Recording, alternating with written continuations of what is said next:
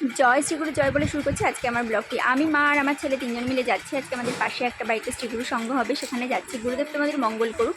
আমি বেশি কথা বলবো না, তাহলে তোমরা কীর্তন শুনতে পারবে না। আমি অনেকটাই ছোট একটা ব্লগ এখানে করতে পেরেছি, কারণ কীর্তনের মধ্যে গিয়ে বেশি ভালো করে ব্লগ করা যায় না।